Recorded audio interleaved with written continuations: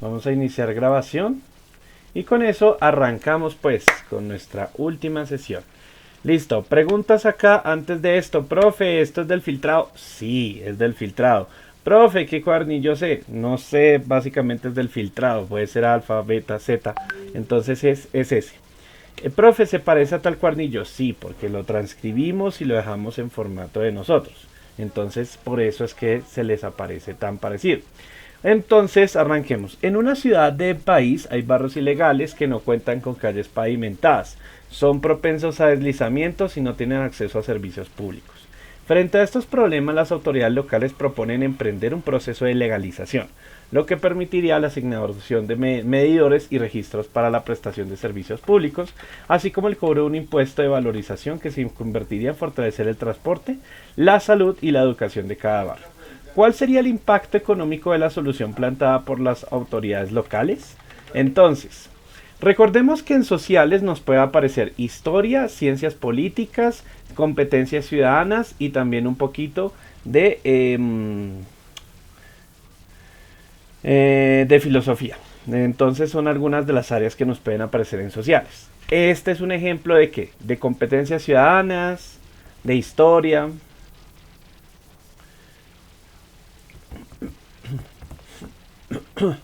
¿Qué dicen ustedes? De competencias. Exactamente, vendría siendo entonces de competencias ciudadanas. Bueno, muchachos, entonces, si nos están diciendo que van a recaudar plata para transporte, salud y educación de cada barrio, ¿eso le sirve o le perjudica al barrio? ¿Le sirve o le perjudica al barrio? Cuéntenme, chicos. Pues obviamente en ese caso le sirve. Si le sirve, entonces estamos hablando de las cosas positivas. En ese caso, es muy sencillo saber que los recursos que se recauden serán invertidos en las necesidades de la población. ¿Listo? Ahora, ¿por qué no es la D? Que es un consejo que yo... sociales es tramposo por eso. ¿Por qué no podría ser la D? Ah, muchachos.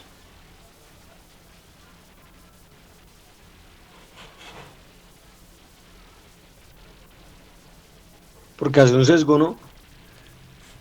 Más que sesgo, Porque dice que que los barrios ilegales tendrían mejores condiciones de movilidad. uh-huh. Entonces no Entonces, es como muy viable, pues como lo dicen por ahí, ¿no? Casas en invasión o cosas así por el estilo, ¿no? no tanto por eso. Resulta que nos están diciendo que se invertirían transporte, salud y educación. No solamente en movilidad. ¿Listo? Y no es solamente para el tema de los barrios ilegales, sino que básicamente es para mejorar los recursos, las necesidades que va a necesitar la población. Entonces, movilidad nos queda como muy flojito, porque solamente es una de las tantas necesidades que tiene. ¿Listo? Entonces, es como básicamente estar diciendo, es que aquí no llega el agua, pero llega un Transmilenio, pero llega un bus, pero llega un zip. Entonces, hace falta más que simplemente digamos solamente que eso se conecte. Entonces, por ese motivo, la respuesta en este caso vendría siendo la B. ¿Listo? La D no, porque le hace falta más, no son solamente movilidad. Listo, en el marco de una entrevista sobre el cuidado del medio ambiente, una persona narró su experiencia diaria de la siguiente manera. Cada día, al recoger residuos reciclables, no solo estoy contribuyendo a la reducción de basura, sino también observo y aprendo de los patrones de consumo de mi comunidad. A través de mi trabajo me he convertido en un especialista en identificar y clasificar diferentes tipos de materiales reciclables que recupero en el espacio público, una habilidad que he perfeccionado con los años. Además, trabajo de la mano con organizaciones locales para fomentar la educación ambiental y participo activamente en campañas de reciclaje. Por eso, aunque no fue oficialmente reconocido, me considero un agente de cambio ambiental. Ok, listo. De acuerdo con la anterior, ¿qué información de lo que mencionó permite caracterizarlo como un reciclador? Entonces, ojo acá. Muchas veces nos van entonces a nosotros colocar cuál es el rol de una persona dentro de una sociedad. En este caso es un reciclador. Tenemos que pensar entonces como un reciclador. Y en ese sentido, ¿cuál es la labor, cuál es la principal forma de identificar a un reciclador? Que él le interesa aprender de localidades interesadas, que tiene campañas de educación ambiental o que su clasificación de materiales que se encuentra en la calle. Entonces, ¿cuáles son esas características que le dan exacto? Muy bien, es la calidad de los materiales que encuentran en la clasificación. Un reciclador, ustedes saben que es una persona que lo que hace es clasificar los materiales que se encuentra por la calle. ¿Vale, chicos? A pesar de que él haga alguna de estas cosas, no significa bajo ninguna circunstancia que esas sean las principales características de un reciclador. ¿Listo, chicos? Hola, Joel. Listo. En un país se discute la firma de un acuerdo de paz, ojo, cuyas consecuencias políticas serían de interés nacional y se quiere consultar a la población para ratificar una decisión. El presidente de la República argumenta que este acuerdo tiene consecuencias principalmente de orden político, aunque posteriormente puede implicar la aprobación, suspensión o cambio de alguna norma constitucional, ley, estatuto, tratado internacional, norma presupuestal o fiscal. Ojo acá. Ustedes en este momento tienen que saber muy bien cuáles son los mecanismos de participación que permiten aprobar una ley, que separan los poderes, que separan las personas, etc. Entonces, ¿cuál es el mecanismo de participación ciudadana que el presidente debe proponer para ratificar un acuerdo de paz? Ojo, y hagamos aquí un listado para que ustedes lo tengan claro el día de la prueba. ¿Les parece bien? ¿Les parece bien que entonces hagamos que este para este para este? Porque esa sí o sí es una pregunta que les va a salir. Bien, entonces vamos a darle.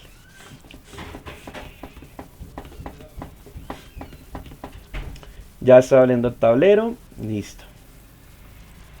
Bien.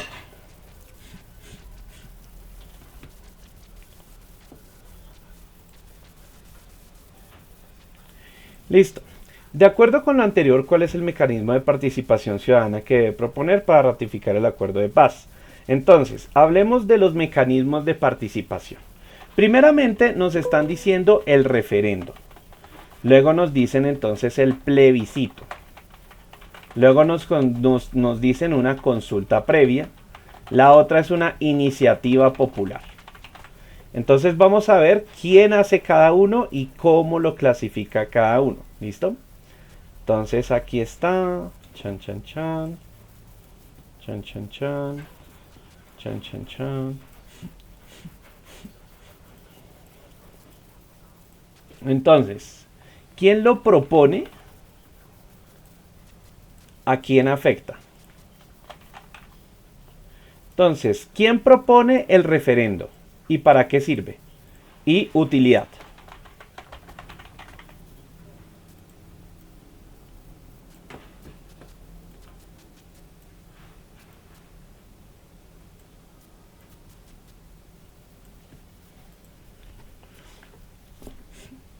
Entonces, primeramente, ahora sí ya están viendo el tablero, ¿cierto?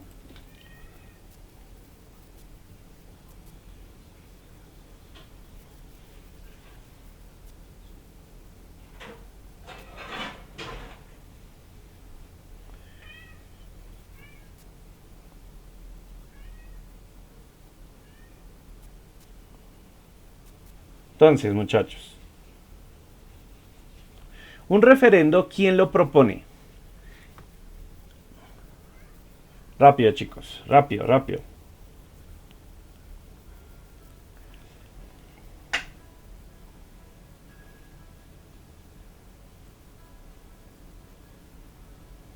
Entonces, recordemos una cosa. Cuando se quiere que el gobierno, que el pueblo apruebe o no apruebe una ley, ¿listo? Entonces, ¿quién la propone? Principalmente puede ser la rama ejecutiva, que en ese caso es el presidente. Recuerden que rama ejecutiva, el presidente. O la rama legislativa.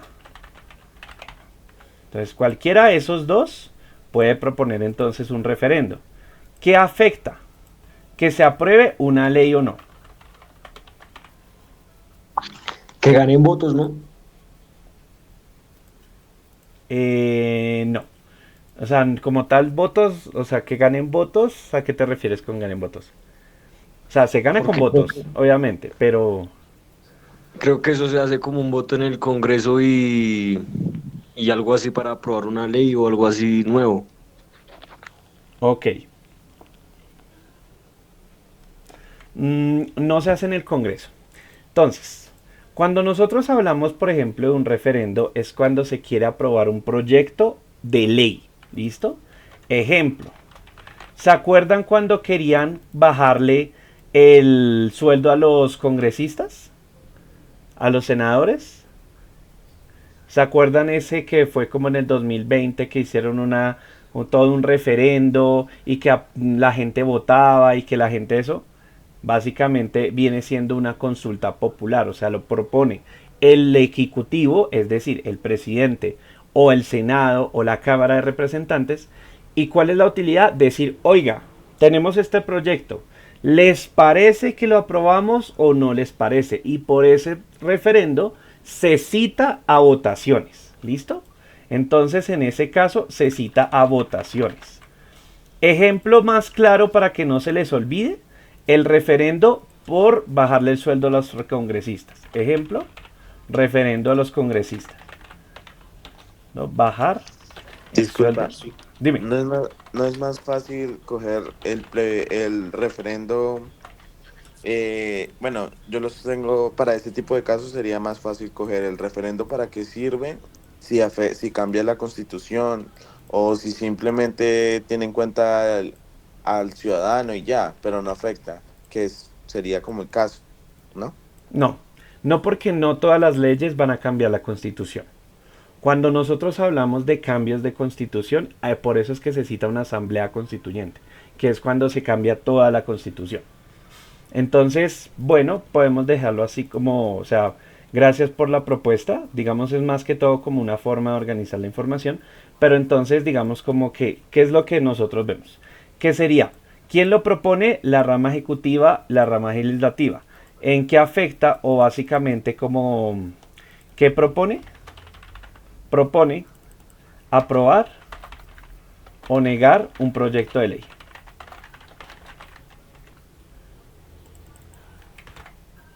Listo. Entonces, a negar o aprobar un proyecto de ley. ¿Quiénes votan? Mejor.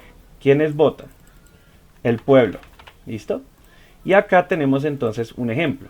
El referendo de bajar el sueldo de los congresistas cuando fueron las 7 preguntas. ¿Se acuerdan de ese? No sé si... No, obviamente ustedes se acuerdan. Dime, Juan David. Profe, proyecto de ley es como que como una propuesta para Exactamente. modificar algo. Es una propuesta para modificar algo, tal cual, exacto. Literalmente puedo yo decir, vamos a hacer un referendo para que los peluches tengan derechos como los animales. Si la gente dice, oiga, sí, hagámosle, votemos, se vota todo el país diciendo, oiga, vamos a votar para aprobar esa ley. Y si no, pues entonces, y si se niega o no pasa al umbral, pues no se aprueba. Cosa que pasó, por ejemplo, digamos, en el caso del referendo con las votaciones. Entonces, si se aprobaba, se bajaba el sueldo de los congresistas. No se aprobó porque no superó el umbral. Entonces, eso es básicamente lo que ocurre entre un referendo, por ejemplo, un referendo. Entonces, la idea es negar o aprobar cualquier proyecto de ley. ¿Listo, chicos? O sea que digamos, sí pueden, o sea, es un ejemplo, ¿no? Raro, pero digamos que podrían hacer un proyecto de ley para decidir que matar no es un delito, ¿no? Eso sería como un proyecto de ley también. Técnicamente sí, y podría darse un referendo. Sí, que por ejemplo modifiquen el artículo de la Constitución de que matar ya no es ilegal. Obviamente es raro, o sea, en el escenario factible, porque obviamente, ¿qué es lo que pasa? Ahí les cuento un poco el dato. Yo debo admitir que yo no soy precisamente, digamos, un jurista, pero en lo que yo comprendo y en lo que yo conozco, eso no es posible. O sea, por ejemplo, los derechos fundamentales no se pueden negociar. Y eso, por ejemplo, digamos, están mucho constituidos en la Constitución. O sea, sería un ejemplo, o sea, un buen ejemplo, pero digamos en el caso real no se podría llevar a cabo. O sea, supongamos que de poder ese sería el mecanismo para hacerlo, pero se limitaría por el tema de que eso es un derecho fundamental. ¿Listo? Entonces, ahí básicamente eso sería un ejemplo de referendo. ¿Listo, chicos? ¿Claros hasta ahí? ¿Sipi? Profe, qué pena la otra pregunta. Y eso cambia con cada presidencia, No, ¿no? es un mecanismo de participación. Puede ponerlo cualquier presidente, cualquier representante, cualquier persona, cualquier político, y entonces lo puede hacer. ¿Listo? Entonces, eso es un mecanismo de participación democrático. Listo, siguiente. Plebiscito. El más conocido, el famoso plebiscito por la paz, lo puede realizar el ejecutivo, es decir, el presidente. ¿Listo? ¿Qué va a proponer? Eso es una consulta. Es una consulta para tomar una decisión importante para el país. Eso, digamos, es lo que hace un plebiscito. Entonces, o nuevamente, ¿quiénes lo votan? Ahí lo tiene que votar sí o sí el pueblo. Ejemplo más típico, el plebiscito por la paz de Santos.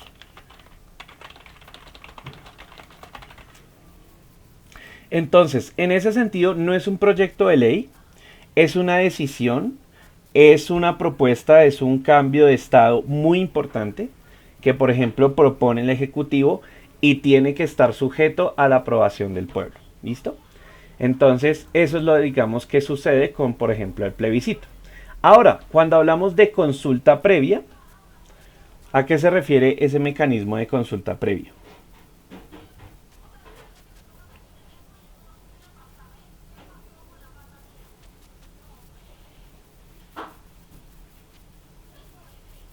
¿Han escuchado de consulta previa? Que de hecho ahorita se volvió súper famoso por el famoso ministro ambiental. ¿Se acuerdan? Esperen, les busco la frase. El nuevo ministro de Ambiente. Y como yo soy biólogo, eso fue el grito en el cielo. Listo, literal. El man decía, las consultas previas son una extorsión ideológica.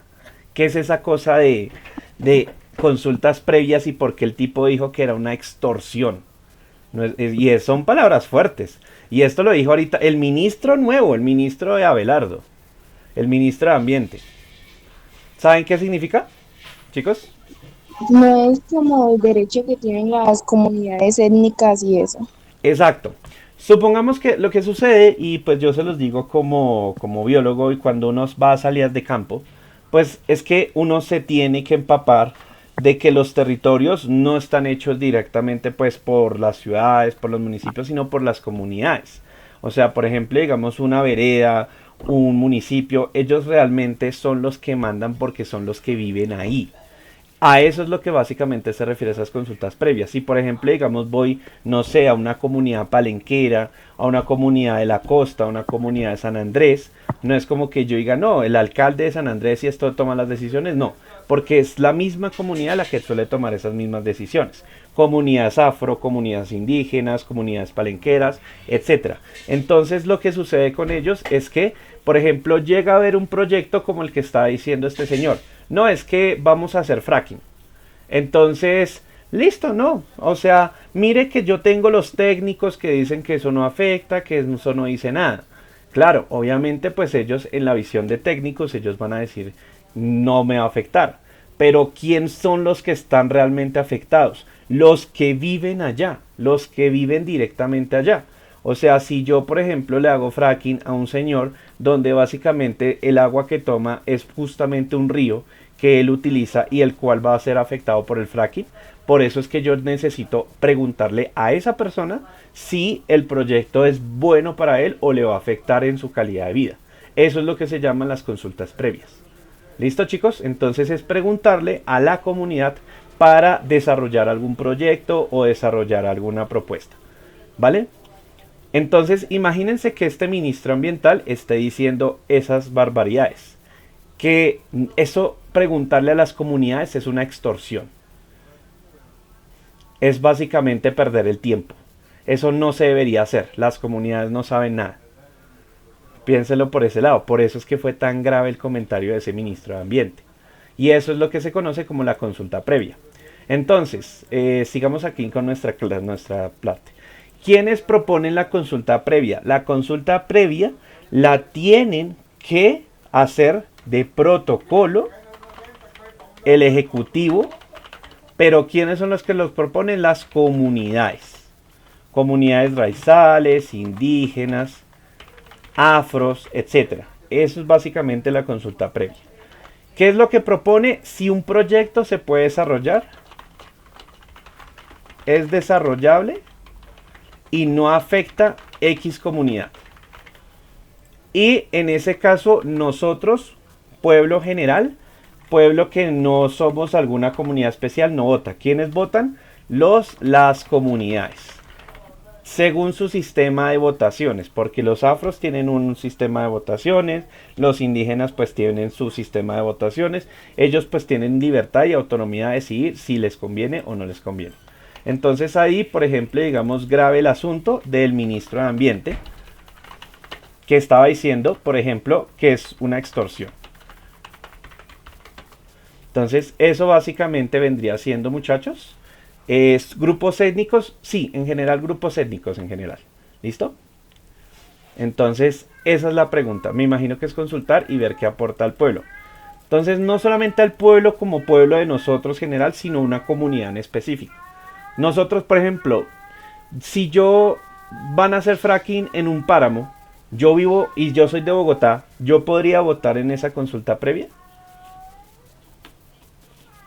No, realmente no. Yo no podría votar porque pues yo no pertenezco a esa comunidad. Dime, Giselle. Cuéntame.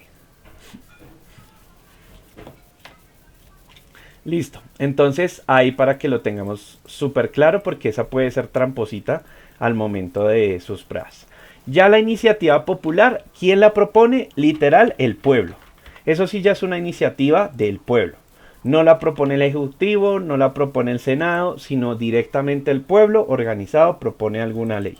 Entonces, ¿qué propone? Proyecto, ley o reforma. Y en ese sentido tiene que pasar primero por el Senado. Y una vez que vota por el Senado que tenga las suficientes firmas, es aprobado. ¿Listo? Senado, y si supera las firmas, es estudiado y aprobado. Entonces es por eso que digamos es un poco complicado, porque a pesar de que tenga las firmas, luego entonces es vota. Ay, yo no les estoy mostrando, qué pena. Listo. Luego de que básicamente entonces yo tenga las firmas, todavía tiene que ser aprobado por el Senado. Y ahí sí ya yo ya puedo decir si es aprobado o no es aprobado. ¿Vale? ¿Listo, chicos?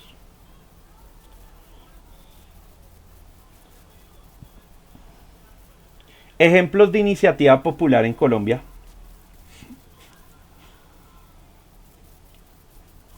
¿Conocen alguno? ¿El voto a la mujer? No. Eso de sufragistas es más reciente, diría yo. Algo muy sencillo. Según recuerdo, aunque no sé si fue un proyecto del Senado, de algún senador que lo envió, o si fue una proyecta popular, según escuché, por ejemplo, que no se cobre la reconexión de los servicios públicos. Entonces, surge de la necesidad de una población, obtiene el suficiente apoyo y luego entonces es estudiado en el Senado. Y así básicamente. Dime, Juan Manuel.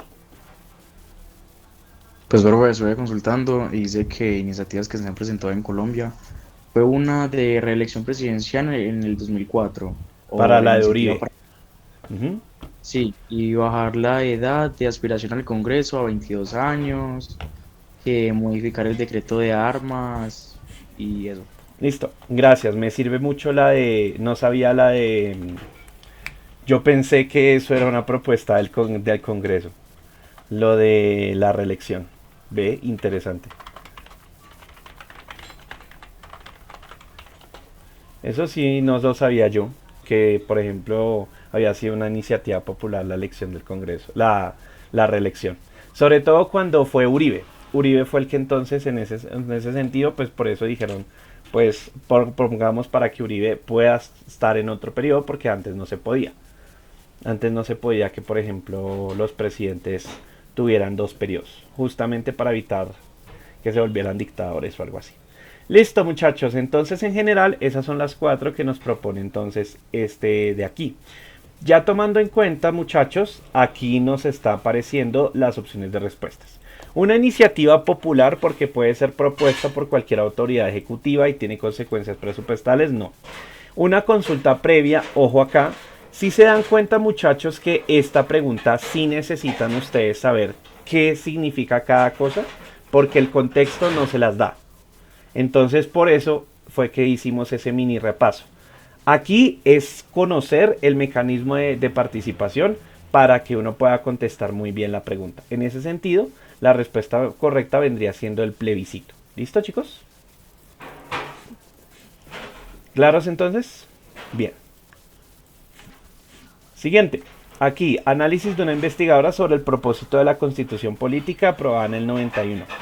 Precedida por una campaña política que se implantó la idea de que todo lo estatal es corrupto e ineficiente, en el texto constitucional se decretó que el Estado colombiano no puede poseer monopolios y que la libre competencia es un derecho constitucional. Esto condujo a la entrega de parte del mercado y de la infraestructura, la telefonía, la energía eléctrica, el aseo e inclusive el agua, a los empresarios particulares, nacionales y extranjeros. Básicamente entonces estaba diciendo que el gobierno no solamente puede tener esos servicios. De acuerdo con el análisis presentado, ¿cuál era el propósito de la Constitución Política 91 según la investigadora? Desarrollar mejores infraestructuras gracias a la inversión extranjera, desarrollar más confianza por parte de la población en el rol del Estado, fomentar el establecimiento de un Estado intervencionista o fomentar la privatización de los servicios públicos. ¿Cuál dirían ustedes que sería la correcta?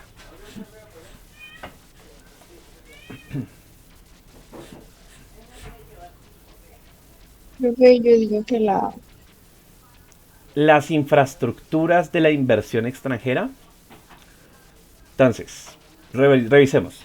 En alguna parte de la frase me están diciendo que gracias a la inversión de los gringos, gracias a llegar los dólares aquí a Colombia, vamos entonces a tener mejor infraestructura para mejor postes de luz, que el agua llegue más limpia, que el agua llegue a más lugares, etcétera.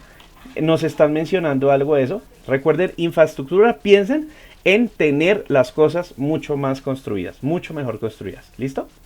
Entonces, no podría ser la A por eso mismo, porque si bien dice que podemos recibir inversión extranjera, no es para coger infraestructura. Entonces, ¿por qué no podría ser la C, que es un Estado intervencionista? Pues que permite, digamos, los monopolios, pero se queda con una parte de las ganancias. ¿O eso no es el estado niñera, profe? Dime. ¿No es el estado de bienestar o el estado niñera? Va por ese lado. Pues más que niñera, sería directamente que el Estado se concentre en básicamente decir, concentrar y manejar todos los asuntos, tanto privados como públicos.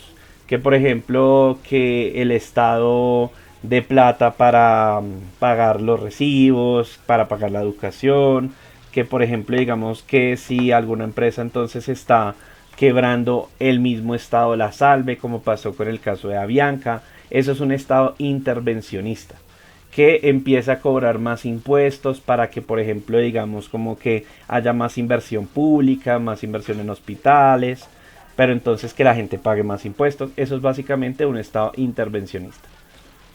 O sea, como neoliberalismo, ¿no? No, es todo lo contrario. El neoliberalismo básicamente propone la independencia del Estado de la economía en general. O sea, usted haga lo que se le dé la gana, independientemente que no afecte el Estado. sería más parecido a proteccionismo, exactamente, Paula. Y eso con pinzas, porque el proteccionismo es directamente que el Estado proporcione y supla todas las necesidades básicas sin recibir interferencia extranjera. O sea, entonces en ese caso el Estado se vuelve muy celoso de cualquier inversión extranjera, de cualquier inferencia extranjera, para que obviamente no interfieran los asuntos personales del Estado. Ejemplo, Corea del Norte. Corea del Norte es un Estado extremadamente proteccionista, porque básicamente él dice, no, Corea del Norte es capaz de rendir todo y no tenemos entonces problemas, no necesitamos de las intervenciones de las otras personas. Un Estado neoliberal sería entonces lo que... Uy, es denso. Uy, se me va a media clase explicando neoliberal y liberal. Son súper diferentes. Súper diferentes en el sentido que, por ejemplo, digamos un Estado neoliberal básicamente permite... Sí, exactamente. Cuando hablamos de liberalismo, ¿cierto? Hay dos corrientes que hay que tener. El liberalismo político y el liberalismo económico. Cuando hablamos de liberalismo político es que tú puedas básicamente ser tú mismo, ser, por ejemplo, que el Estado, tú puedes pensar como tú quieras, el Estado no te va a mencionar cómo vas a pasar, tampoco te va, por ejemplo, a cuidar en el aspecto en el que por ejemplo, digamos, llegues a necesitar, digamos, como que algún tipo de recursos personales para tu desarrollo. O sea, tú eres básicamente libre de mantener entonces de tus propios ideales, de tus propias posturas. Es muy viable a todos los aspectos de libertad de género, de libertades sexuales, de libertades de expresión, de libertades económicas. Esa es la diferencia entre el liberalismo. ¿Listo? Entonces, en ese sentido, por ejemplo, el Estado no te va a mencionar, no te va a molestar en tu accionar político. Ahora, cuando hablamos de liberalismo liberalismo económico, exactamente, es tener un gobierno abierto a las posturas nuevas, a los cambios, a mantener posturas, no sé, de izquierda, a mantener posturas, por ejemplo, con alas de izquierda, con alas más progresistas, eso vendría siendo. Pero entonces, ahora el neoliberalismo, entonces básicamente lo que propone es absoluta y llana libertad económica de el Estado con la economía. Literal es el Estado no te va a cobrar impuestos, no te va a cobrar por la salud, no te va a cobrar no te va a cobrar por la educación, pero al no cobrarte eso, ojo, es muy importante, tú lo tienes que pagar. O sea, el Estado es el mínimo, no hay apoyo verdadero del Estado y cada quien paga las cosas y puede tomar la libertad de tomar los servicios que el Estado, que los empresarios, las industrias te ofrezcan. Pero entonces en ese sentido el Estado no te va a proteger si por ejemplo digamos como que a ti te lleguen digamos a estafar o te lleguen a, digamos a tener problemas económicos o no tienes por ejemplo para pagar digamos tu alimentación, tus servicios, porque tú eres libre de trabajar, de conseguir tu dinero y el Estado no se va a meter. ¿Listo? Entonces eso suena muy bonito en palabras, pero la realidad en ese aspecto es que, por ejemplo, da mucho pie a monopolios.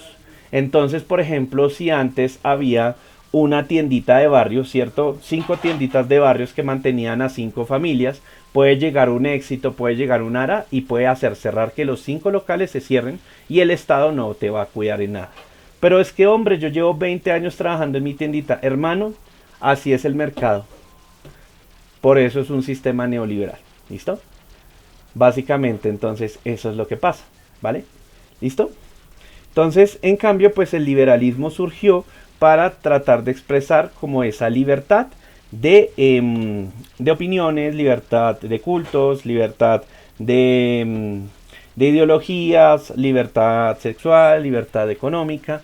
Entonces, eso es lo que básicamente esto. Se oponía directamente a cuál corriente era la opuesta al liberalismo. al menos en Colombia. ¿Cuál es? Exacto. Socialismo no.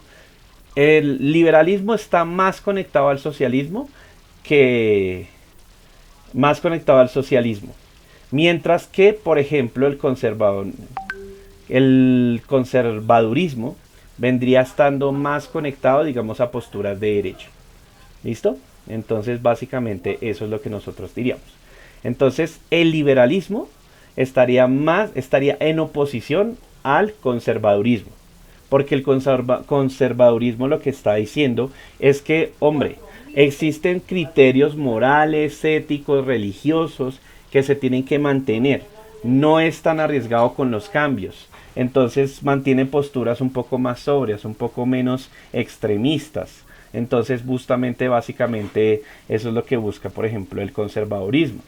Entonces, pues por eso es que ustedes escuchan mucho rechazo a este tema de las libertades de género, que por ejemplo o que vuelvan por ejemplo la iglesia, o que vuelvan por ejemplo digamos esas posturas de derecha, esas posturas que obviamente pues en algunos casos son limitantes de derechos humanos, y eso es básicamente lo que sucede con el conservadurismo, ¿listo?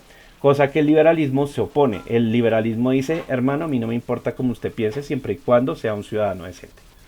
Sí, súper conservador, de hecho es una rama ultraderechista, súper ultraderechista. Pero tiene algo curioso, es una rama outsider. Eso es más peligroso aún, porque no es una rama de conservadurismo puro, sino es una rama de conservadurismo absolutamente liberal, o sea, muy neoliberal.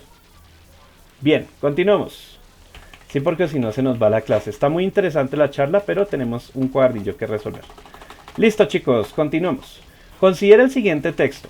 En todo el mundo los países enfrentan un estancamiento poblacional y una disminución de la fertilidad, lo que representa un rápido retroceso sin precedentes en la historia, que hará que las fiestas de primer cumpleaños sean más raras que los funerales, y que las casas vacías lleguen a ser algo normal. Aprovechen para estudiar cosas de medicina y de enfermería porque ahí está la plata. En Italia ya están cerrando salas de maternidad. En China están apareciendo ciudades fantasmas en el noroeste. Las universidades de Corea del Sur no encuentran suficientes alumnos. Y en Alemania cientos de miles de propiedades han sido demolidas y sus terrenos han sido convertidos en parques. ¿Qué concepto define mejor la problemática? Entonces, crecimiento económico, nada que ver. Globalización, nada que ver. Desplazamiento, nada que ver. Descenso demográfico, sí. Chicos, ¿todos tienen claro qué es la globalización?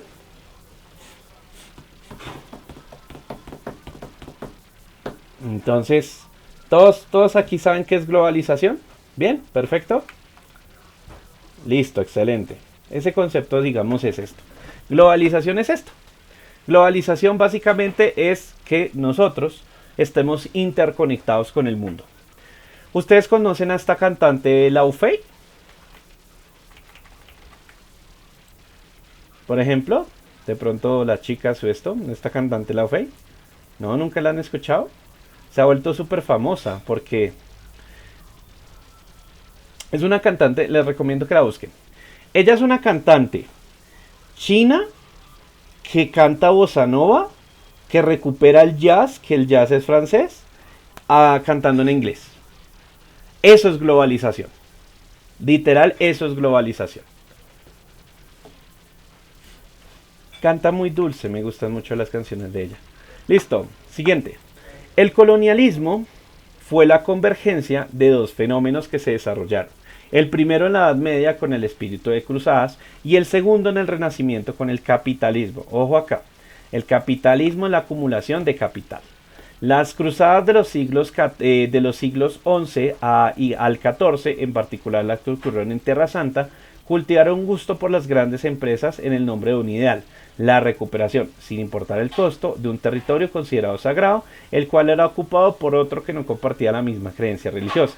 Por su lado, las ciudades-estados del Renacimiento italiano buscaron rutas comerciales más lejanas para acceder a los muy cotizados productos exóticos. Entonces el deseo de hacerse suyo lo que era de otro, como sucedió en las cruzadas, combinado con la necesidad de abrir y sobre todo controlar cada vez más rutas comerciales, constituyó el principal pilar de la expansión colonial europea. De acuerdo con la anterior definición de colonialismo, ¿cuál de las siguientes situaciones se explica a partir de este concepto? Ojo acá, ¿listo? Ojo aquí con esto. Nosotros estamos viendo que cuáles de estas situaciones se explican este concepto. Dos culturas distintas conviven en un mismo territorio desde hace varias décadas y por ende las generaciones recientes se identifican con ambas culturas y toman cada una de las diferentes costumbres y tradiciones. Tres países distintos se disputan la soberanía de una pequeña porción de territorio que es considerado sagrado por las distintas religiones practicadas en cada una de estas naciones. Varios países europeos exploraron África, impulsados por una mezcla de fascinación y ambición, con el fin de ampliar sus horizontes geográficos, civilizar a sus habitantes y descubrir sus maravillas naturales. Antes de la llegada de miles de inmigrantes al continente europeo, varios países endurecieron sus políticas migratorias con el fin de proteger sus economías y culturas nacionales. ¿Listo? Entonces, ojo acá. ¿Qué me están preguntando? ¿Cuál es el concepto que me están preguntando?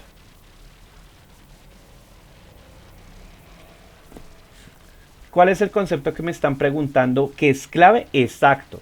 Colonialismo. Cuando nosotros fuimos colonia, básicamente, ¿qué éramos nosotros? Entonces, ¿cuál era, chicos? Somos básicamente el patio de atrás. Ejemplo actual de colonia. O bueno, pseudo colonia. Ejemplo actual. Vigente de este año. Super Bigote. ¿No? ¿No se acuerdan? ¿No saben quién es Super Bigote? Venezuela, muchachos. Venezuela, ajá. Maduro. Pues Maduro básicamente, pues, o sea, capturaron a Maduro. Y en este momento Venezuela parece más colonia de Estados Unidos que realmente algo que uno diga, uy, se liberaron. No, no, parece ahora más colonia de Estados Unidos. Ese es un ejemplo de colonialismo, donde un país grande básicamente maneja a otro como si fuera su patio de atrás, su patio de juegos, etc. Eso es colonialismo. En ese sentido, ¿cuál de las cuatro opciones revela esa idea de colonialismo? Que es un país grande que empieza a mirar otros con ojos de ambición. ¿Qué opción de respuesta sería entonces? Exactamente, la C. ¿Listo?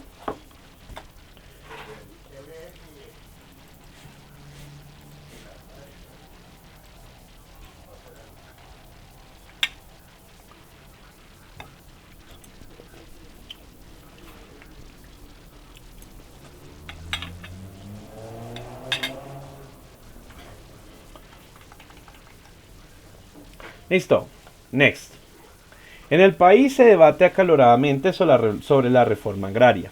Al respecto, un grupo de ciudadanos propone que el presidente ordene a algunos congresistas expedir rápidamente leyes para redistribuir tierras de manera más equitativa, argumentando que esto beneficiaría a las comunidades rurales empobrecidas y reduciría los conflictos agrarios y la corrupción. De acuerdo con, ojo acá, con la Constitución hay un problema con la propuesta de los ciudadanos. ¿Hay un problema o no?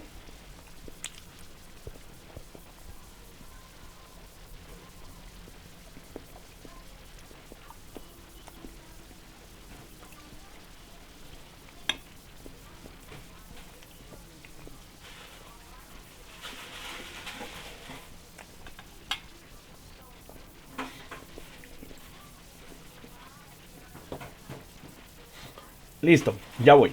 Claro que sí, María Fernanda. Dame un segundo, resolvemos esta y ya te explico. Entonces, muchachos, ¿cómo está ordenado el Estado colombiano? ¿Cuáles son los tres poderes que tenemos? El ejecutivo, el administrativo y otro, ¿no? El ejecutivo, el legislativo y judicial. Exacto. Judicial. Entonces, ustedes saben que el Estado, ¿cierto? Está conformado entonces, son tres poderes. Ambos tienen la misma importancia. Literal, si un poder está haciendo las cosas como que se está saliendo de los chiros, el otro dice, oiga, hermano, contrólese y lo freno. Entonces, por ejemplo, el ejecutivo, el legislativo y el judicial. Entonces, ¿quién compone cada uno de ellos? ¿Quién compone al ejecutivo? El presi, ¿cierto? Bueno. El presi y sus ministros. Entonces, eso es básicamente el ejecutivo. Ahora, ¿quién compone entonces al legislativo? El Congreso o el Senado. Entonces, ¿cuáles son? Acuérdense que son dos. El Senado. Cámara. El Senado y la Cámara de Representantes. Muy bien. Exacto. ¿Cómo está compuesto el Senado, muchachos? ¿Quién eligen en el Senado? ¿O cuántos mandan? ¿O cómo es que está compuesto el Senado? Por congresistas, ¿no? La rama de representantes también. La Cámara de Representantes, digo.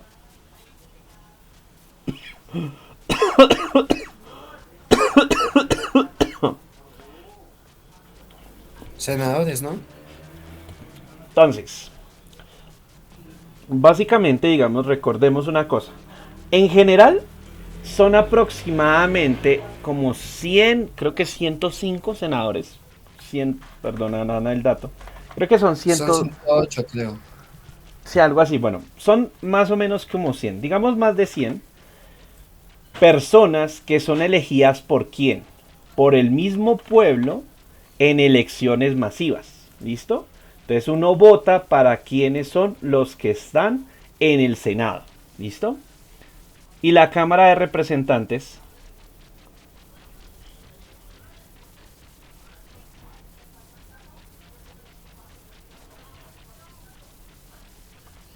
También los elige el pueblo. Sí, pero ¿cómo está compuesto? Creo que son 32 representantes de la Cámara. Ok, no, creo que son más.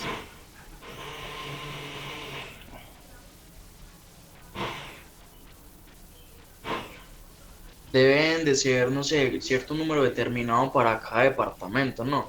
Exactamente.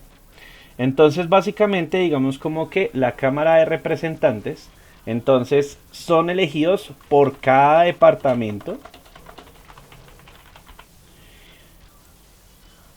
Y en general son como más de 150.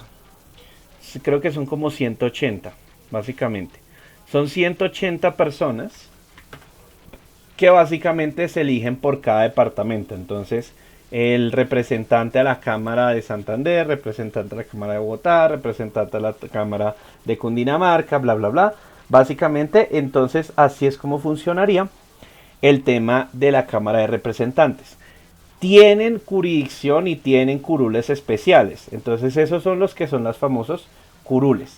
Entonces, estas prácticamente, chicos, es la composición del legislativo. Ahora, ¿qué compone al judicial? Ministerio de Defensa. La Fiscalía. Ninguno de los dos.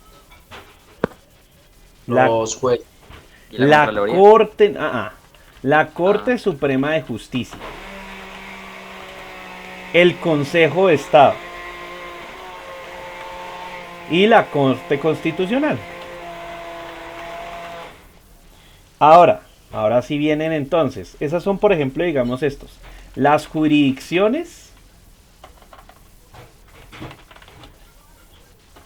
que es donde básicamente están los jueces.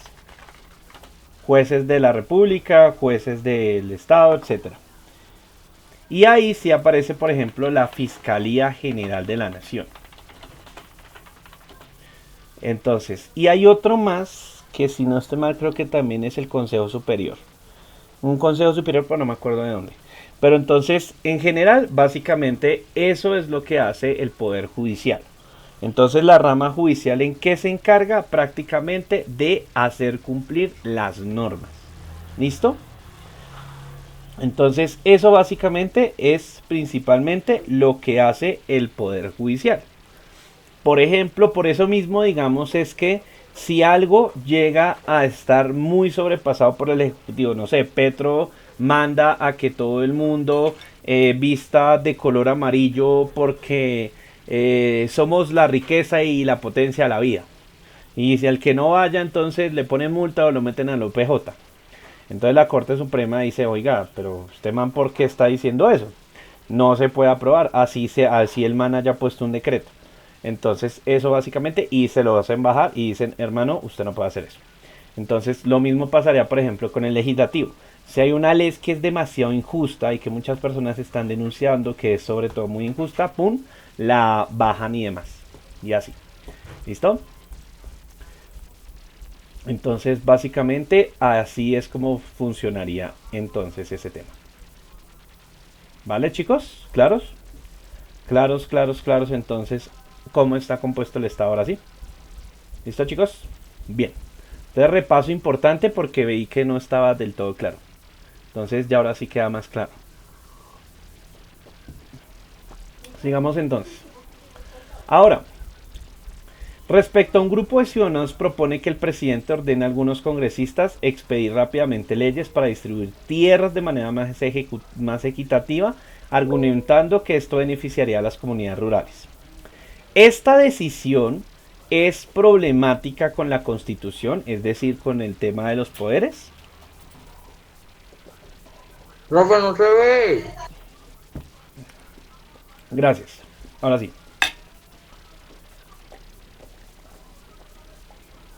¿Qué dicen ustedes? Yo digo que la sé.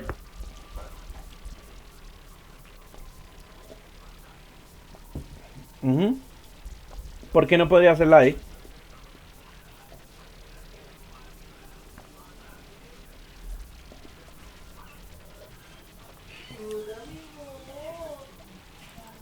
Yo diría que la Porque ley el no encargado podría de las ser. leyes es el legislativo, ¿no?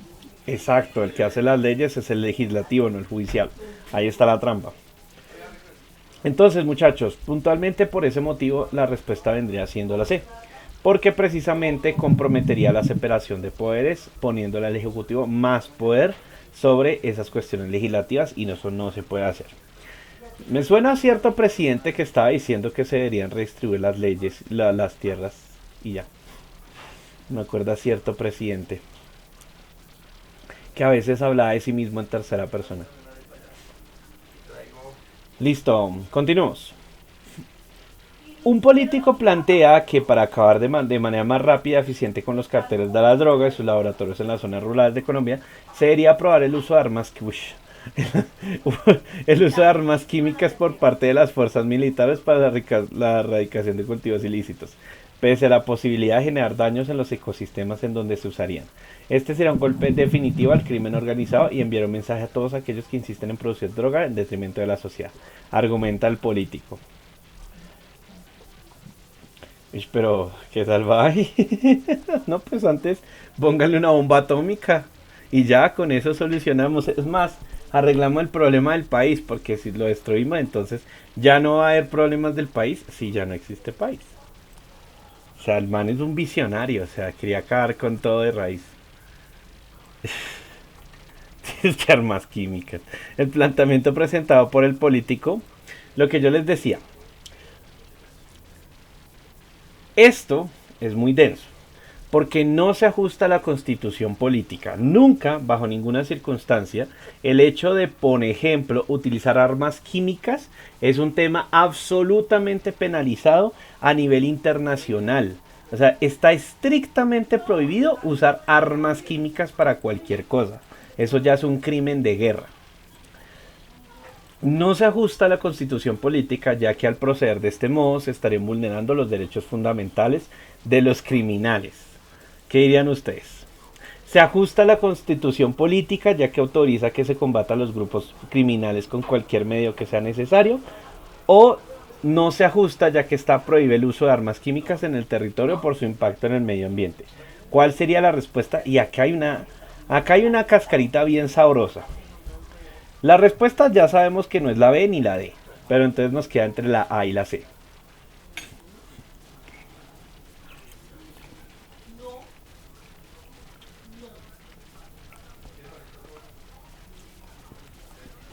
Es que, o sea,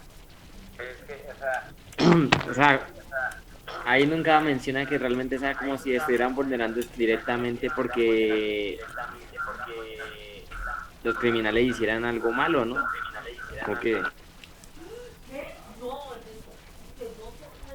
¿Mm? A ver.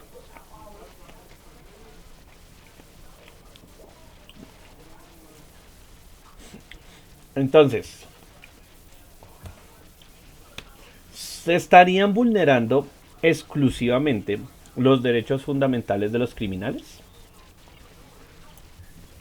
Es que está generalizando, digamos, está hablando de todos los criminales y el texto habla de solo los que insisten en producir droga, ¿no? Ujú, exactamente. Entonces, el segundo, a pesar de que uno podría estar tentado a marcar la opción C, no se dice que se estén hablando de derechos fundamentales de las personas. Se está hablando directamente sobre los derechos ambientales, sobre el tema ambiental, sobre cómo podrían afectarse los ecosistemas. Entonces, por ese motivo es que se prohíbe el uso de armas químicas. ¿Listo? Entonces, principalmente, ese sería el enfoque que tendría esto. Profe, pero por ejemplo, digamos, no podría ser la C porque eso también sería, pues, a pesar de que son criminales, porque lo son, eso no tiene mayor ciencia, no sería también los derechos fundamentales, eso sí es cierto, pero es que no nos están preguntando directamente y el texto no nos habla del tema de los derechos fundamentales, que el derecho a la vida, el derecho a la salud, derecho a todos estos, sino que estamos hablando sobre el tema ambiental. ¿Listo? Y está hablando, como estábamos diciendo, de la gente que produce droga, no de todos los criminales existentes. ¿Listo, chicos? Dime, Juan Manuel. Profe, pero pues no sería como mal redactada la pregunta, pues la respuesta A, porque dicen no se ajusta, debería decir que se ajusta ya que se prohíbe el uso de armas químicas, ¿no?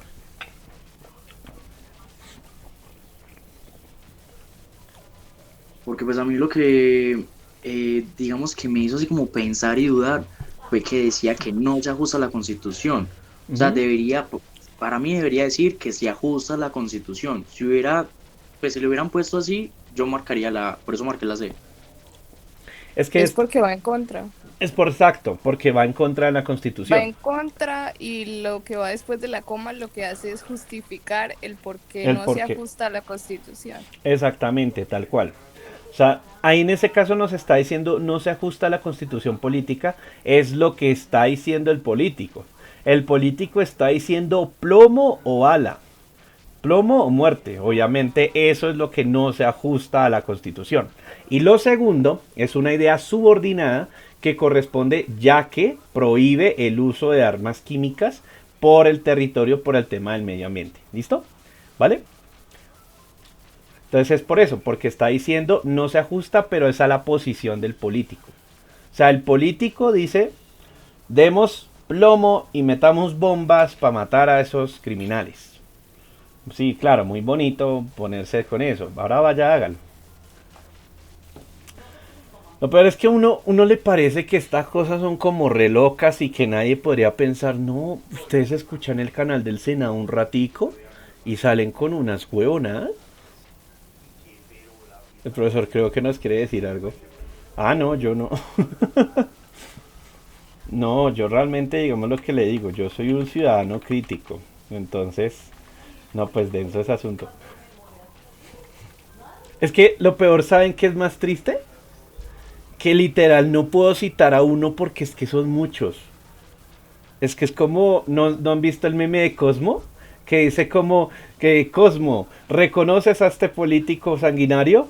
Vamos a meterle drogas y vamos a meterle bombas para matar a esos criminales. Y yo, ¿podría ser cualquiera? Porque es que saben con eso. Listo. En un país con altos índices de inseguridad, un congresista afirmó lo siguiente en un evento público. Vemos cada vez más robos en las carreteras del país y los culpables son los migrantes que se desplazan o los hinchas. Perdón que me dé mucha risa, pero es que a mí las preguntas de sociales me parece que las estuviera diciendo alguien refacho. Vemos cada vez más robos en las carreteras del país y los culpables son los migrantes que se desplazan o los hinchas de los equipos de fútbol que van caminando por las calles. Los datos lo deben probar. Por esto debemos fortalecer la seguridad en todos los espacios y ser más duros a la hora de castigar estas acciones. Ok. ¿Por qué es cuestionable la intervención del congresista? Listo. Porque habla solo de castigar a quienes generan la inseguridad y esto no basta para generar ambientes seguros. Porque en lugar de pensar en el bienestar de todo el país se concentra en la seguridad de unos pocos. Porque responsabiliza sin datos a unas poblaciones específicas de todos los robos en las carreteras del país. Porque fomenta, sin ofrecer evidencia, que haya más policía y más violencia policial hacia las personas. Obviamente la opción D está totalmente descartada. Esa sí, ya la podemos descartar. Entonces, ¿por qué es cuestionable la intervención del congresista? Ojo que acá ustedes siempre les dicen, no, es que ustedes tienen que pensar como el ICFES. No es que ustedes piensen con el ICFES, es que correspondan la pregunta con las opciones de respuesta. Nos están diciendo que hacer esto hace ambientes más seguros. No necesariamente, porque nosotros no nos están diciendo nada sobre ambientes seguros al hacer eso. Segundo, ¿estamos hablando de la seguridad de unos pocos? No necesariamente, porque estamos nosotros hablando que son las carreteras del país y pues entonces intenta solucionar supuestamente la seguridad para todo el país. Por eso la respuesta en ese caso sería la C, porque él no tiene datos, pero sí está sindicalizando y está judicializando a poblaciones que él no puede decir si son realmente los venezolanos o si son, por ejemplo, los barras bravas, etcétera, los que ocasionan esa inseguridad. Entonces, en ese sentido, por eso la respuesta vendría siendo la C. Listo. Por ahí en el grupo que nosotros tenemos. Listo, siguiente. Durante la Segunda Guerra Mundial, la Alemania nazi fue responsable de un genocidio contra la población judía en el que se perseguía la eliminación de todos los judíos de Europa. A este genocidio le precedió la exclusión de dicha población del resto de la población europea en los países que fueron invadidos por Alemania. Los judíos fueron confinados a barrios especiales denominados guetos, donde se los separaba de sus compatriotas para luego ser enviados a campos de concentración y trabajo forzado. ¿Cuál de los siguientes se puede relacionar al concepto de genocidio? Entonces, ¿emigración? ¿Emigraban? ¿Esta gente emigraba? No. ¿Inmigraba? No. ¿Eran segregados? Sí. ¿Incluidos? No. ¿Listo? Entonces, por ejemplo, digamos en ese sentido, la respuesta sería la C. ¿Dudas con esta? Creo que esta estaba muy literal. Creo que en esta no hay tanto lío. Listo. A finales de la década de los 80 y comienzos de la década de los 90, los gobiernos latinoamericanos, como respuesta a la crisis de la deuda de los 80 y el freno del crecimiento económico, iniciaron una serie de reformas macroeconómicas. Estas tenían el objetivo de reducir significativamente la intervención del Estado en la economía, permitir una circulación de capitales con menos restricciones, incentivar la inversión extranjera, eliminar las barreras proteccionistas en el comercio internacional y privatizar las empresas estatales, entre otras medidas. Las reformas se conocieron con el nombre de políticas de ajuste estructural y fueron impulsadas por los organismos monetarios internacionales. ¿Cuáles de los siguientes conceptos es el que mejor agrupa los objetivos de las políticas mencionadas? Entonces, ojo acá porque hay nuevos conceptos. Regulación estatal, libre mercado, monopolio o aranceles. Entonces, tengamos esos términos claros. ¿Qué es la regulación estatal?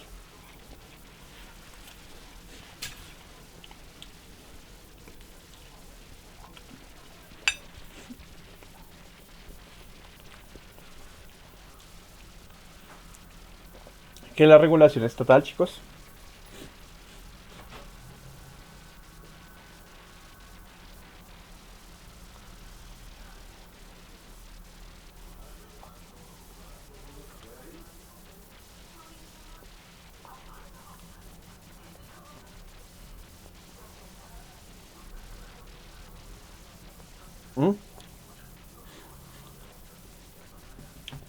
Literal, el Estado arregla las cosas, entonces el gobierno controla los servicios, los precios. Eso es la regulación estatal. Entonces que por ejemplo, digamos, un medicamento cueste 700.000 pesos y ahora no. Lo máximo que usted va a cobrar por ese medicamento son 50.000 pesos. Pero me salgo perdiendo, no sé, no máximo que puede cobrar. Eso sería, digamos, regulación estatal. Libre mercado, obviamente es la respuesta correcta, porque nos está diciendo que traiga inversión extranjera, que circulen capitales, eliminar barreras proteccionistas, etcétera, privatizar las empresas estatales, entonces todo eso. Monopolio, cuando hablo de monopolio, es que solamente una empresa constituya y controle todos los productos. ¿Listo? Entonces, eso es básicamente, digamos, la monopolio. Por ejemplo, digamos a Facebook. A Facebook le tuvieron que poner una ley antimonopolio porque estaba, mejor dicho, controlando todas las redes sociales. Ese es monopolio. Si alguna vez ustedes fueron chiquitos y no tuvieron plata como yo, entonces recuerdo que ustedes encontraban no el monopolio, sino el monopollo. Uno encontraba en las papelerías el monopollo. Literal no decía monopolio, sino monopollo, que era la versión pirata del monopollo. Y los billetes eran fotocopias. Me acuerdo mucho de eso. Listo. ¿Y los aranceles qué son? ¿Qué son los aranceles, chicos? Profesor, los impuestos que cobra el país cuando un producto entra o sale de este. Ujú. Impuestos. La tajada que coge el Estado. Ujú.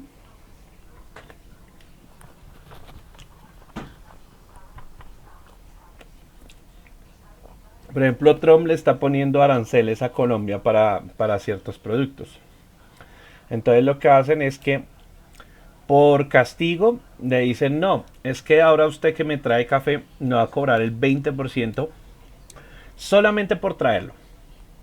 Y esa es una tajada que no recibe ni el empresario, no recibe ni el exportador, simple y llanamente lo recibe el mismo Estado. Entonces eso es lo denso, porque es como una especie de castigo y una especie de, como de control de que hacen los estados cuando están peleando con otro. Eso es denso. La verdad, digamos, ese tema es denso porque obviamente, pues, o sea, cuando estamos hablando de millones de dólares es denso, muy denso. Y si está empezando a poner aranceles a todos, pues obviamente la gente, en estos tiempos y más en globalización, ponerle aranceles a la gente es pegarse un tiro en el pie. Ah, usted me está cobrando 25% de aranceles. Ah, bueno, pues le compro a China, le compro a Europa, le compro a África. Usted no es el único que vende. Y ya. Entonces, pues hay que ir mamando y ahí verán entonces. Y eso es denso por ese lado, porque obviamente pues afecta mucho la economía de todo un país. Listo, en la clase de sociales los estudiantes de grado 11 deben hacer una exposición sobre una problemática actual de carácter mundial que sea de su interés. Un estudiante desea hacer su exposición sobre la relación entre la política y el fanatismo religioso extremo en casos como el de Estado Islámico. Está chimba. Al enterarse, el profesor de sociales le prohíbe a la joven seleccionar este tema y le dice que debe seleccionar uno menos polémico. Debido a que la estudiante insiste en hacer su exposición sobre el Estado Islámico, el profesor le dice que ya no podrá exponer como los demás compañeros y que solo le permitirá presentar un trabajo escrito sobre un tema aprobado por él previamente. En esta situación y teniendo en cuenta la constitución política de Colombia, el profesor está vulnerando los derechos de los estudiantes y totalmente sí por el derecho a la libre expresión. ¿Listo? Entonces, en ese sentido, ahí sería la opción C. Va a sonar chistoso, pero estoy de acuerdo con el profesor. ¿Saben por qué? Y es más denso de lo que ustedes creen. ¿Ustedes alguna vez han escuchado sobre el Estado Islámico, sobre Al Qaeda, sobre estos sitios? Les cuento el chisme. Resulta que legalmente y digamos a nivel de políticas de redes, está estrictamente prohibido a nivel mundial subir cualquier cosa referente a promoción o a cosas del Estado Islámico. O sea, literalmente, si una persona sube un video del Estado Islámico donde están haciendo una ejecución, donde están haciendo, por ejemplo, de promoción, le pueden bajar el video y lo pueden llevar a uno a la cárcel. ¿Por qué? Y es más denso cuando uno lo escucha. Resulta que que ellos básicamente tienen un mecanismo de control de redes, de control de influencia en la gente muy grande. Ellos tienen casi como si fueran tipo Hollywood para producir videos de promoción para que la gente se vincule al Estado Islámico, a ese grupo terrorista. Y son extremadamente efectivos, que muchas veces la gente la ve y se antoja de unirse al Estado Islámico. Entonces es por eso que literalmente Facebook, YouTube o cualquier red social tiene estrictamente prohibido subir cualquier contenido del Estado Islámico, por el peligro que puede representar que lo vea alguien y pueda ser convertido por eso. Es denso ese asunto del Estado Islámico. Entonces es más que todo por eso, realmente.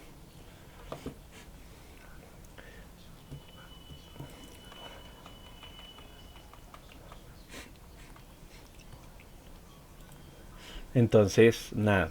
Listo, muchachos. Entonces, ahí les cuento el dato. Sí, la respuesta obviamente es que nos están preguntando cuál es el derecho. Entonces el derecho es a la libre expresión. Pero sí les cuento el chisme del Estado Islámico para que de pronto, como que si lo quieren investigar, consúltenlo. Y es muy denso. O sea, literalmente si ustedes llegan a encontrar un video o sea, un video del Estado Islámico con la música que ponen y la música de esto, es un video que técnicamente, o sea, no debería estar en internet. Es un video equivalente a Live Web. Entonces, y si es denso ese centro. Ahí les cuento chismes de interesantes mientras seguimos. Después de firmar un acuerdo de paz con un grupo insurgente que se había alzado en armas durante una década, dice que una década tan poquito, el gobierno de un país propone implementar una comisión de la verdad. Esta comisión busca garantizar el derecho que tienen las víctimas del conflicto y la sociedad en general a conocer la verdad sobre los crímenes de guerra o las violaciones de los derechos humanos. Con este fin, la comisión investiga los abusos cometidos durante el conflicto y publica un informe detallado de sus hallazgos. Si se va a aplicar esta misma medida en otro país, ¿cuáles de las siguientes sería una condición indispensable? Entonces,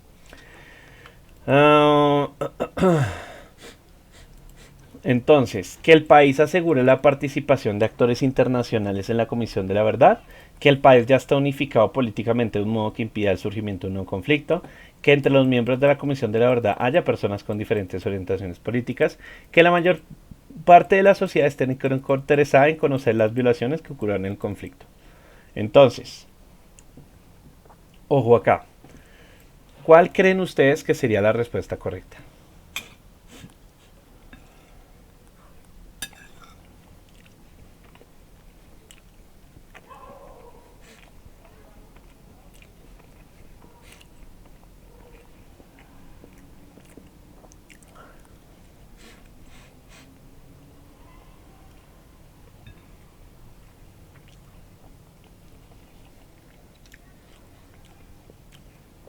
¿Por qué la D?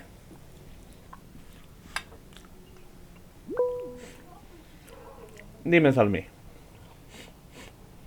Bueno, para mí es la D porque se supone que con la creación de esta sociedad, básicamente, bueno, sí, de esta comisión, lo que se busca es visibilizar a las víctimas de tal modo de que pueda lograr conciliar con las personas que en algún momento llegaron a perjudicarlas, y el hecho de que la sociedad esté interesada en las violaciones que han ocurrido durante el conflicto es importante para darle mayor visibilidad a la comisión, a las víctimas, y lograr potencializar sus casos ante la justicia para que de esta forma pues se puedan llevar a cabo ante un juez.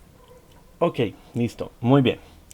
Básicamente lo que tú estás diciendo es muy correcto y efectivamente la respuesta es la D. Y en resumidas cuentas, el motivo por el cual, digamos, es tan importante es el hecho de que una persona jamás va a quedar tranquila, jamás va a quedar satisfecha, que simplemente le digan, ah, no, pues mataron a tantas personas y ahí está su marido. Sí, pero es que no solamente lo mataron, lo pudieron haber destrozado, lo pudieron haber desmembrado, lo pudieron haber secuestrado, lo pudieron haberse desaparecido. El hecho de que la persona tenga por lo menos la conciencia de saber dónde está su ser querido, por eso es lo más importante y es el núcleo principal de cualquier proceso de comisión de la verdad. Es el tema de que, por ejemplo, se le dé a las víctimas esa última respuesta de dónde está mi ser querido. Por eso es que es tan importante los procesos de paz y en eso que aparezca eso. Sabemos que no se van a poder, no se van a poder, por ejemplo, digamos, volver, no van a poder, por ejemplo, revivir, pero por lo menos para una madre que lleva buscando a su hijo años, eso es, por ejemplo, fundamental para que pueda llevarse a cabo. Entonces, por eso la respuesta efectivamente es la D. Lo demás, sí, los países internacionales suelen ser garantes, o sea, suelen ser personas que apoyan porque pues o vivieron procesos de paz parecidos y quieren apoyar, o directamente también ayuda a mermar las aguas, porque por ejemplo se vuelven como intermediarios. Es imposible que un país después de un proceso de verdad esté unido políticamente.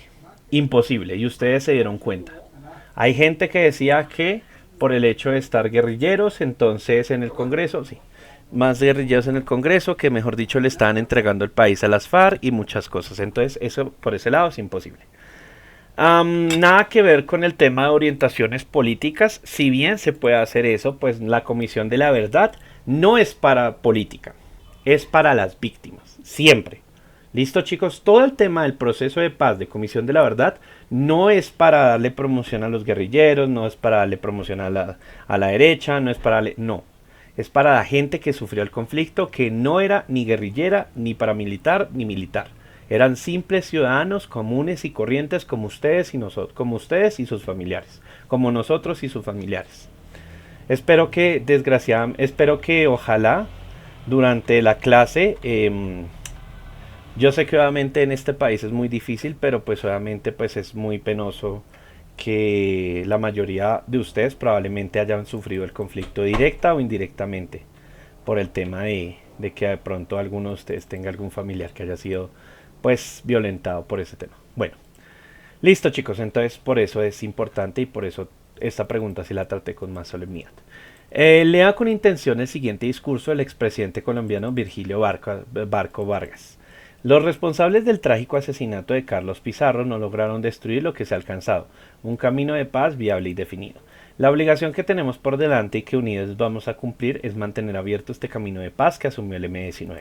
Y acompañamos a los familiares y seguidores porque su tristeza y su indignación son las que todos los colombianos que queremos la paz. Los hechos demuestran que este movimiento, con gran cordura, adoptó la decisión de reincorporarse a la democracia para quedarse en ella para luchar por la paz. Listo, fue cuando básicamente pues el proceso de desmovilización del M-19.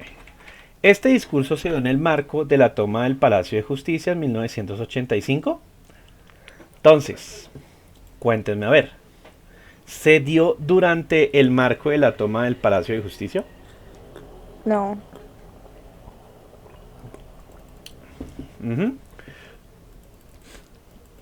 Entonces, muchachos, en esta pregunta nos están preguntando algo sobre historia de Colombia. Y en ese sentido, la respuesta correcta vendría siendo esta opción A. No, porque el discurso se refiere al proceso de paz entre el gobierno y el M-19 que se dio antesala en la Constitución del 91. ¿Listo?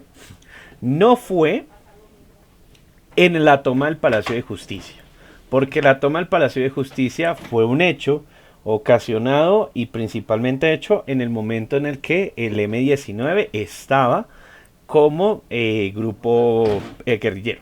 ¿Listo? Fue después de que se firmó la paz, que mataron a Pizarro y que este grupo se desmovilizó. Entonces ahí justamente se refiere a eso. Listo, chicos. Siguiente. Cuando pienso en la clase de líder que quiero para mis hijas y para todos los niños, esto es lo que quiero. Quiero a alguien con la fuerza necesaria para perseverar, alguien que conozca este trabajo y se lo tome en serio, alguien que entienda que los asuntos que afronta un país no sean de color blanco y negro ni pueden reducirse a 140 caracteres. Cuando tienen los códigos nucleares al alcance de la mano y las fuerzas armadas a tus órdenes, no puedes tomar decisiones apresuradas. Tienes que ser estable, comedido y estar bien informado. Quiero un líder con un expediente de servicio público, alguien cuyo trabajo muestra a nuestros hijos que nos perseguimos la apariencia o el dinero, sino que luchamos para dar a todo el mundo la oportunidad de salir adelante. Adoptado de Univisión, discurso íntegro de... Me suena a Santos, no sé, ese discurso. Listo. De acuerdo con las características mencionadas del fragmento, ¿a qué tipo de líder se hace referencia? Literal, la respuesta es un presidente, o sea, un sacerdote, un rector, ni un ministro de defensa van a tener a su disposición las fuerzas armadas y los códigos nucleares al alcance de la mano. Jamás. Obviamente nunca un sacerdote va a tener alcance a armas militares. Sí, exacto, rector con códigos nucleares. Ajá. Entonces eso es muy obvio la respuesta, que por ese motivo es la C. Listo, continuamos. En una conversación sobre la difícil situación económica por la que atraviesa un país, un joven comenta: yo no entiendo cómo es posible que haya tanta pobreza en este país con tantos recursos naturales que tenemos, con tanta tierra sin explotar. Nuestra pobreza puede deberse a que tenemos mucha sangre indígena en nuestra población. Hoy resulta evidente, vivimos en un mundo regido por el capitalismo y el desarrollo imparables. En este mundo necesitamos gente que no se quede con los brazos cruzados, que quiera salir adelante. Las causas de la pobreza están en la falta de ideas, ambición y emprendimiento. Tenemos talento humano y recursos, pero no lo sabemos explotar. Ok, listo. El pobre es pobre porque quiere. Listo. Entonces, yo no entiendo cómo es posible. Listo. ¿Cuál de las siguientes ideas tomadas del discurso anterior contiene un prejuicio discriminatorio contra sectores sociales? Nuestra pobreza puede verse a que tenemos mucha sangre indígena, ¿no? O sea, literal está soplada. ¿Listo? La de la sangre indígena, esa es re obvia. Sí, por allá el señor tremenda artesanía inca y diciendo esas vainas. O sea, sí. Entonces, exacto. Ante el aumento en las lluvias y el riesgo de una posible inundación por la crecida de un río cercano, los habitantes de un municipio decían informarse al respecto. El médico del lugar afirma que deberían evacuar como medida preventiva, pues cree que la inundación puede o no ocurrir. Ante esta perspectiva, un grupo de vecinos decide visitar el río y, al no ver el caudal crecido como en otras ocasiones, afirman que no existe riesgo alguno. En el mismo sentido, los profesores del colegio buscan información en internet y encuentran que el río del municipio jamás ha provocado una inundación en la historia del pueblo, por lo que descartan que pueda ocurrir. Poco después, los habitantes del pueblo reciben la visita de un grupo de científicos, quienes afirman que después de haber estudiado la región y el clima de las últimas semanas, la inundación es inminente. ¿Listo? Bajo ese poco panorama, ¿cuál información es más fiable para los habitantes del municipio? Ojo, a la del médico del municipio, obviamente nada que ver. Los vecinos que visitan el río pues conocen la región, el clima, su comportamiento, además que observaron el río recientemente. Lo del grupo de científicos pues han estudiado y monitoreado el comportamiento del río y el clima durante las últimas semanas. Los profesores de colegio que usaron internet. Entonces, ¿cuál serían estas? Si es cascarita. ¿Ustedes dirían los vecinos que visitan el río o los científicos?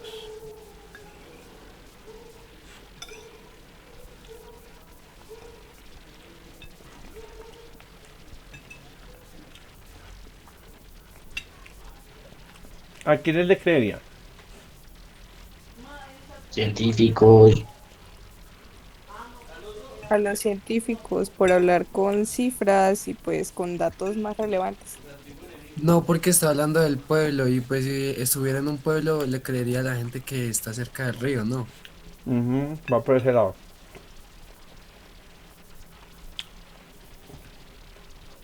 Dice, claro, yo no le creo a los científicos porque están locos. No, sino que digamos uno de ser habitante del pueblo, pues le cree a la gente de eso. Y la pregunta dice que si estuviera en el pueblo, no a quién hay que creerle, sino que si estuviera en el pueblo.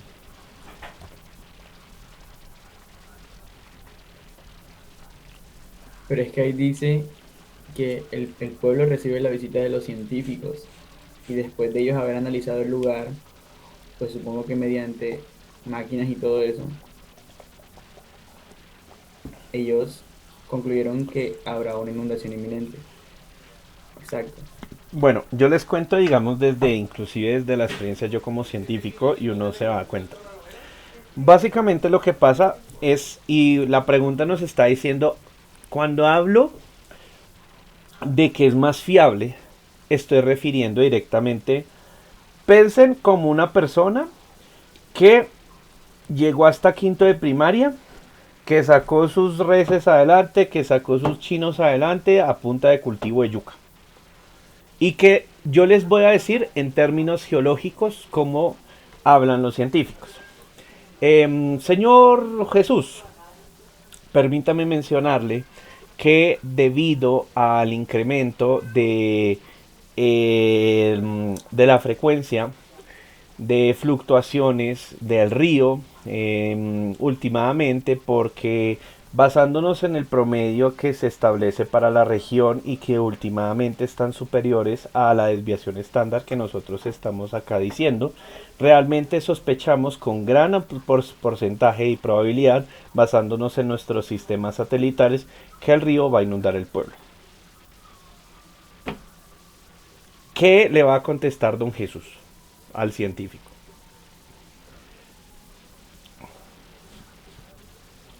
Y eso que ustedes son estudiados, por lo menos, que llegaron a 11. ¿Me entendieron las palabras que yo dije? O sea, ustedes, siendo de acá. Y eso que ustedes saben más o menos lo que yo, o sea, algo de estudios tienen. Porque, exacto, muchachos. Entonces pónganse en la piel de un campesino. Ahora, que ni siquiera sabe qué es un promedio.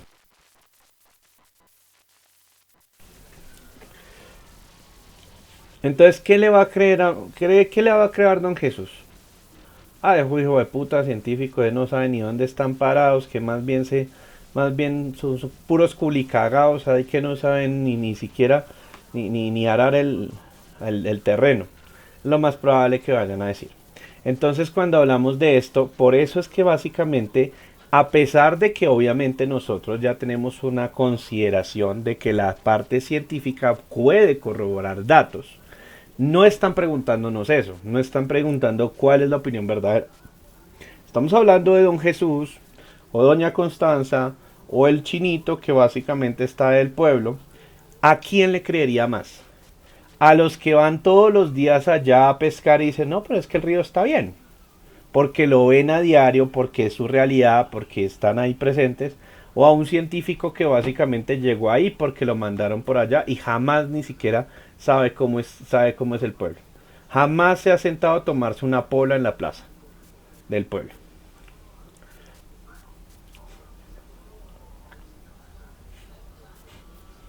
Entonces, en ese sentido, muchachos, por eso la pregunta y la respuesta correcta vendría siendo la B. Porque es lo que prácticamente está traduciendo esta pregunta, es ¿a quién le cree el pueblo? ¿Al científico o a los que van todos los días al río? ¿Listo, chicos?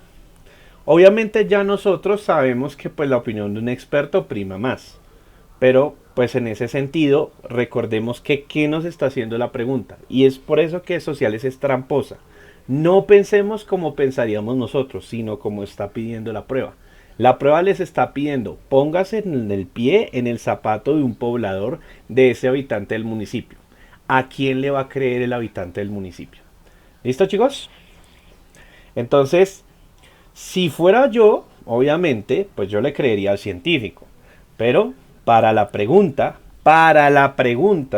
por eso es que nos está diciendo que la respuesta es la B. ¿Listo? ¿Claros entonces, chicos? ¿Todos de acuerdo?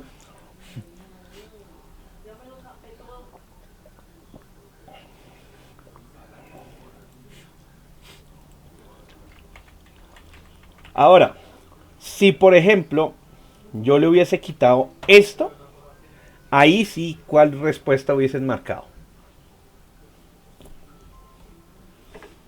Ahí sí hubiesen marcado ustedes la C. Muy bien, exacto. ¿Cuál es más fiable? La del científico. Pero por algo es que dice para los habitantes del municipio. ¿Listo?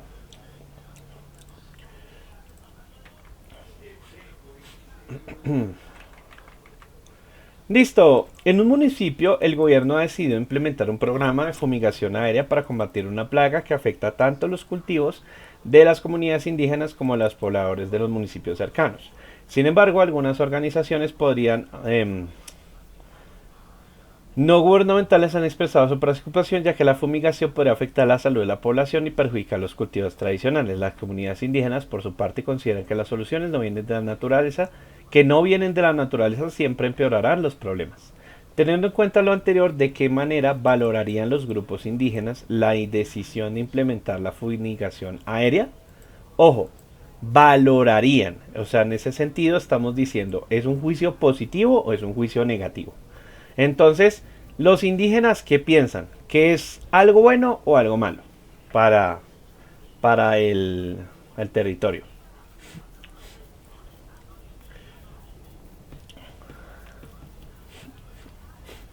Exactamente, muchachos. Entonces es malo para ellos.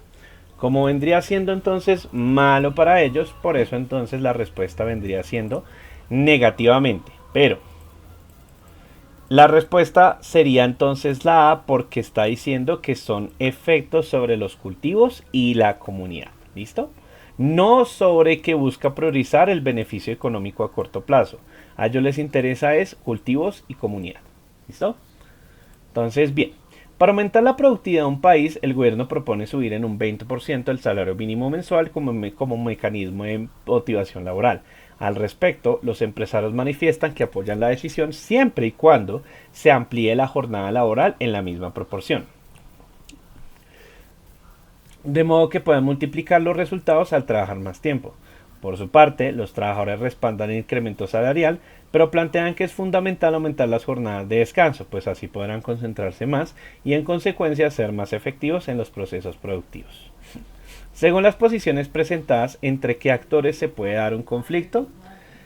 Entonces, ¿cuál sería?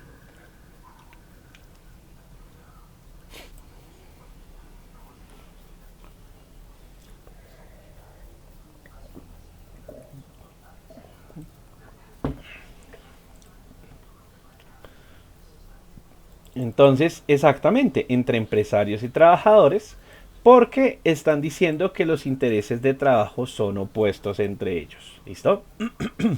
¿Claros entonces, chicos? ¿Todo bien? ¿Todo perfecto? ¿Entendía por qué es la opción B? Listo.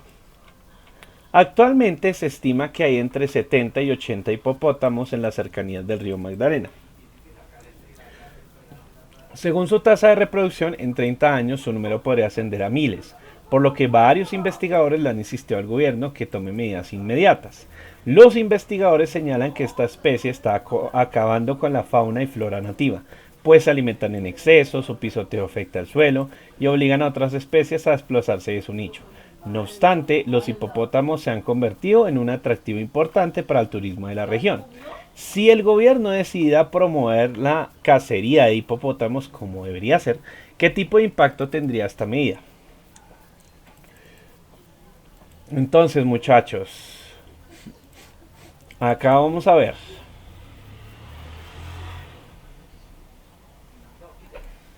Creo que en ese sentido, las opciones negativas quedan totalmente descartadas. Porque si van y miran, no tienen mucho sentido. Un impacto ambiental positivo, pues la reducción de la especie permitiría recuperar el equilibrio ecológico de la región.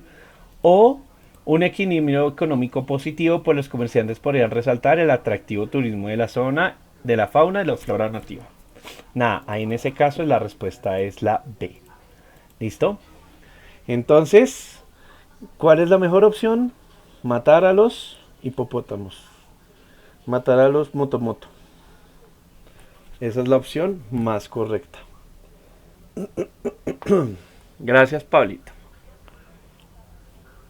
Esa vaina de los hipopótamos se está volviendo pesado. Se está saliendo de las manos. Listo. Ay, faltan 3 preguntas. Ve. Voy a revisar entonces y ahorita las transcribo. Y ya. Listo, muchachos. Entonces, denme un segundo. Quiero contar cuántas preguntas alcanzamos a hacer entonces en esta sesión de sociales. Arrancamos desde la pregunta... Desde la pregunta 67 a la pregunta 86. Es decir, alcanzamos a hacer 20 preguntas aproximadamente. Listo, muchachos. Entonces, nada, muchachos, hemos terminado entonces el cuadernillo correspondiente a ciencias sociales para del su dichoso filtrado. Entonces, hemos terminado, muchachos, el de la primera sesión. Entonces, nada, muchachos, espero que de verdad les haya gustado muchísimo esta sesión de sociales. Mañana tendremos consejos finales. Mañana haremos una clase de consejos finales. No vamos a ver temas, pero sí vamos a hacer una clase de consejos finales.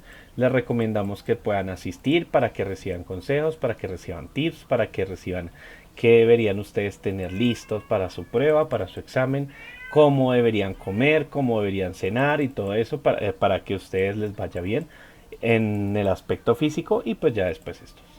Listo, chicos, entonces con eso terminaremos ya nuestra mini maratón express.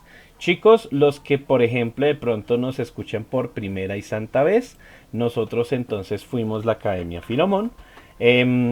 Importantísimo, nosotros también tenemos un curso, aparte de estas clases, nosotros también tenemos cursos pre-ICFES y sobre todo preunales, que es donde nos especializamos precisamente. Entonces, si alguno quiere participar en el curso preunal que estamos dictando, con mucho gusto nos pueden escribir a este número y pueden entonces apartar su cupo para que puedan entonces participar esto. Incluye tour por la UNAL, incluye tour de museos y probablemente incluye tour de lectura, incluye club de lectura presencial. Entonces, por si de pronto alguno llega a estar interesado, pues también puede hacer parte de eso. En ese curso no solamente lo dicto yo, sino lo dictan los profes del preunal y demás. ¿Listo?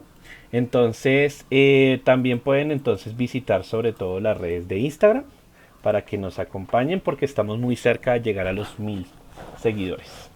Y ya, me gustaría antes de que se fueran, ¿qué opiniones les dejó esta clase?